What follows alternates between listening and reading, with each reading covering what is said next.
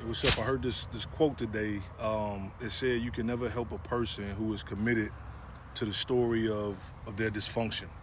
And it made me think about my own experiences, as I always do first. I always look at me, and I thought about my experiences of my personal life and then of people that I've met along the way, right?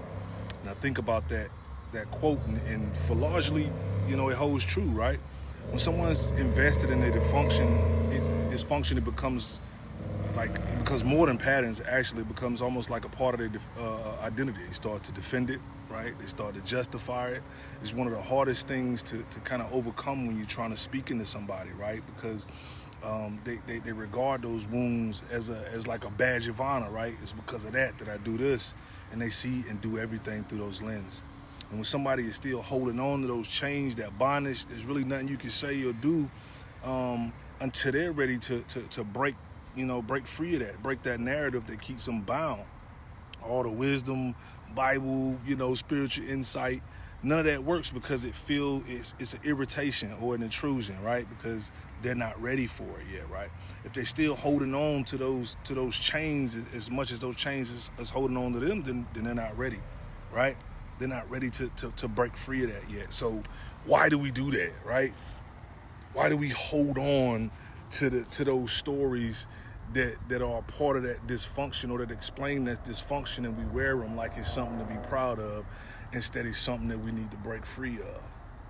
I think that's kind of one of those tricks, man, that becomes like a social norm. You get so stuck inside of the pain or the hurt or the abandonment or the whatever that becomes our identity, becomes how we identify ourselves, and it becomes hard for us to let that go, or otherwise we would have to really look at ourselves again and start to build and start to heal and start to grow. It's much easier to hold on to that and say, nah, I'm like this, and that's who I am.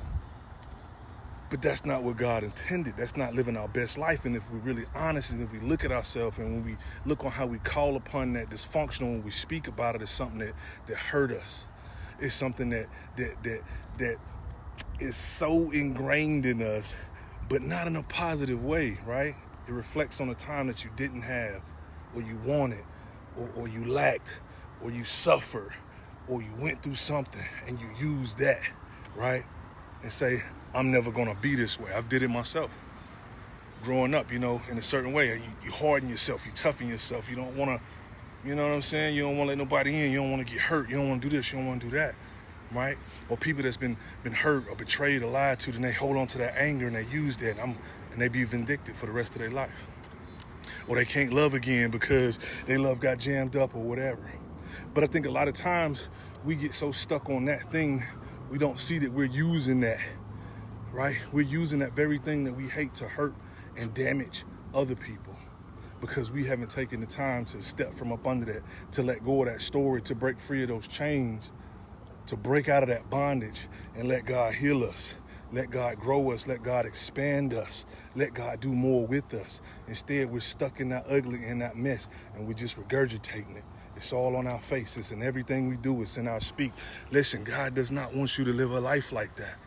You got to break free of that thing. That's the enemy. That's not good. That's not life. It's not regular. It's not just it is what it is. That is a bondage and a stronghold on your life that's keeping you from your purpose, that's keeping you from being happy, that's keeping you from growing. And you gotta fight back and break free of it. You've grown too comfortable with it, and you sitting in it, and you wearing it like a badge of honor, like it's something to be proud of. And you keep ruining stuff and damaging stuff and self-sabotaging, and you like, whatever. Let's stop doing that to yourself, and let's go after God's best. And when you start to go off God's best, and when you get back in the Word and you start reading and you start flipping through them pages, you can take that and you can hold it up to life and say, it don't check out.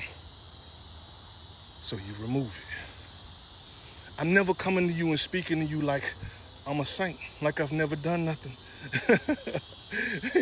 Because that wouldn't be true, man. That would be a lie. I'm just like you. God found me in my mess. You understand? I may have started out a certain way and tried to do a certain thing, but life got me too. And I stumbled and I tripped and I made mistakes and I got away from, but he called me back. And you have to make a choice when you hear that call. Do you want to keep going that way, or do you want something better? You want something new. You want something refreshing. that means that you have to do it a certain way, and you gotta stop looking out there and start looking in the mirror. Start here, start here, start here. Once you do that and you align those things, then the things you speak will be different. The things you think will be different. The things that you feel will be different. Come on, man. We gotta get this. I want to take as many people with me to heaven as I can, baby. Okay? Because this thing is real. And it's true. And we need you. And I love you. Peace.